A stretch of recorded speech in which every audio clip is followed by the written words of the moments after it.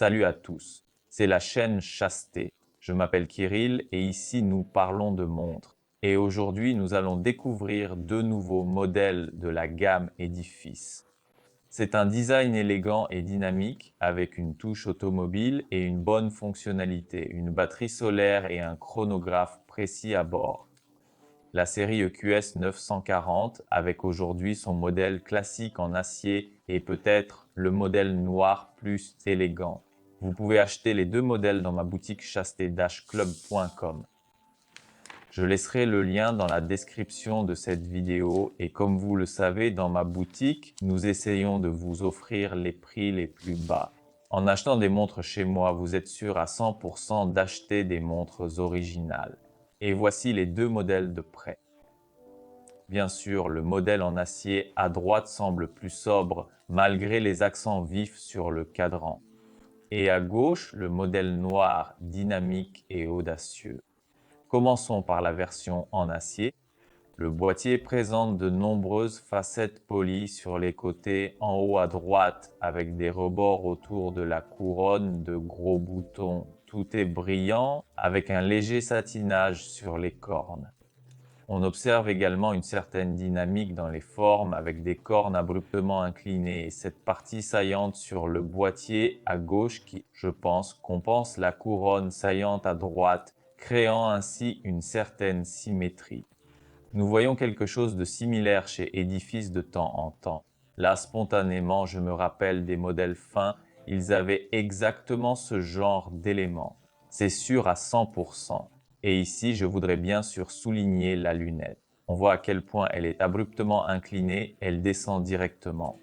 Revêtement ionique noir. Quant au fond du boîtier, il est standard pour Edifice. D'ailleurs, elle est étanche jusqu'à 100 mètres, donc vous pouvez même nager avec la montre. En passant au modèle noir, je note que non seulement la lunette, mais aussi le boîtier ont un revêtement. Et la perception est complètement différente. Regardez quelle beauté, très élégant, et un verre minéral plat sur les deux modèles. Sous le verre, nous voyons un cadran sombre. Ici, les éléments ne sont plus verts, mais bleus. La trotteuse, les aiguilles principales sont sombres avec un accumulateur de lumière. L'aiguille de l'indication 24 heures est également bleue, indiquant qu'il est actuellement le soir et non le matin. Et il convient également de souligner les deux aiguilles du chronographe. Celle-ci est décalée, mais ce n'est pas difficile à corriger. On tire la couronne et on la remet à zéro avec les boutons.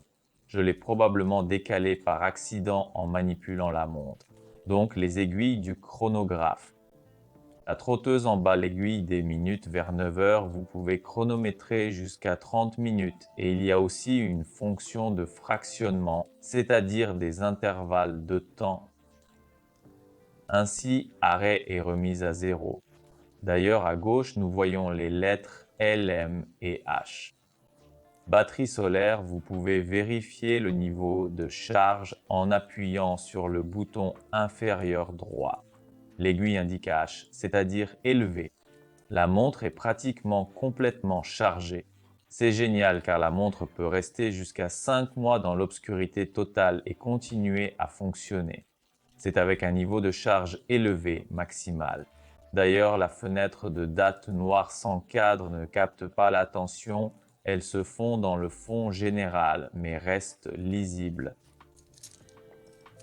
Pour la version acier, tout est pareil, sauf que les aiguilles sont d'un vert citron flashy.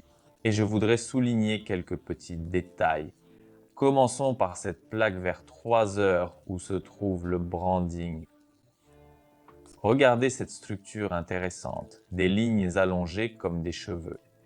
Cette structure encadre également le cadran inférieur avec l'aiguille du chronographe. Elle se répète ici vers 9 heures. Ici, les éléments sont très dynamiques. Ils me rappellent un peu un frein à disque s'éloignant légèrement sur le côté. Et l'indication 24 heures a également un encadrement similaire. Bien que les index horaires que nous avons l'habitude de voir avec une structure rainurée est ici une surface complètement lisse. c'est-à-dire qu'il reproduit ce polissage du boîtier. Cela a l'air élégant et bien sûr éclatant. Cela sera particulièrement éclatant en été. En principe, je soulignerai l'ensemble, le cadran est volumineux, profond et bien sûr à plusieurs niveaux. Dans l'obscurité, le cadran est lumineux car en plus des aiguilles, les index sont également luminescents. Nous voyons que les rectangles à côté d'eux ont également une teinte verdâtre. En général, la lisibilité est bonne. Et qu'est-ce que je vous disais? Regardez comme les noirs se posent sur le poignet, comme c'est élégant, vraiment incroyable. Les cornes fortement inclinées vers le bas se font vraiment sentir. La hauteur du boîtier sur les bords est de 49,5 mm, la largeur de 45,5 mm, l'épaisseur de 12,5 mm. Grâce à ces cornes inclinées vers le bas, ce boîtier, cette montre peut être portée sans problème sur des poignets moyens, voire petits, disons jusqu'à 16 cm ou plutôt à partir de 16 cm, car visuellement et avec la couleur noire, elle semble même un peu plus petite que leur dimension. J'aime beaucoup comment ce modèle se pose. Le noir bien sûr et le bracelet. Ici nous avons plus de satinage que de polissage. Bien sûr les films. Voilà le type de fermeture. La circonférence totale est d'environ 22 cm, la largeur de 22 mm et le poids total de la montre est de 131 grammes. Je ne dirais pas qu'elles sont très lourdes, elles semblent même plus légères qu'elles ne le sont réellement.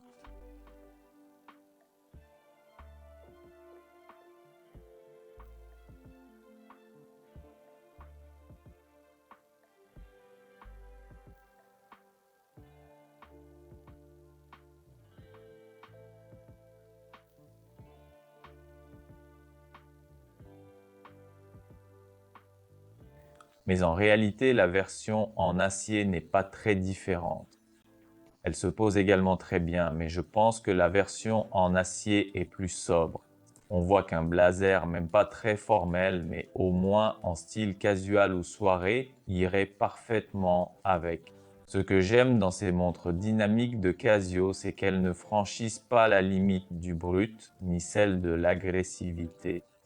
Il y a une harmonie subtile ici où l'on peut associer la montre à des vêtements plus ou moins professionnels, ainsi qu'à une utilisation quotidienne et à des sorties en soirée. C'est donc une approche universelle et bien sûr, l'apparence est en adéquation. Je souligne encore une fois que Edifice a réussi à créer de magnifiques chronographes qui s'inspirent du thème automobile, flirtant avec la vitesse et le dynamisme. Cela se voit bien sûr sur le cadran, et que dire de l'aiguille du chronographe des secondes qui fait clairement référence au compteur de vitesse d'une voiture, et le design du cadran en général. Je vais le montrer de près à nouveau pour que vous puissiez apprécier cette complexité à plusieurs niveaux, même à travers la caméra. Chaque élément a sa propre structure, sa propre identité. Tout cela ensemble est harmonieux, ce qui est bien sûr le plus important. Et n'oublions pas la fonctionnalité. Il y a une étanchéité de 100 mètres, ce qui signifie qu'on peut même nager avec, je le répète. Et la batterie solaire est toujours merveilleuse car on ne se préoccupe pas du changement de pile. La montre affiche toujours l'heure exacte et peut également chronométrer. Si vous en avez assez des montres en acier, vous pouvez choisir cette version noire élégante avec des nuances de bleu. Et si aucune des deux ne vous plaît, la série EQS 940 propose d'autres options.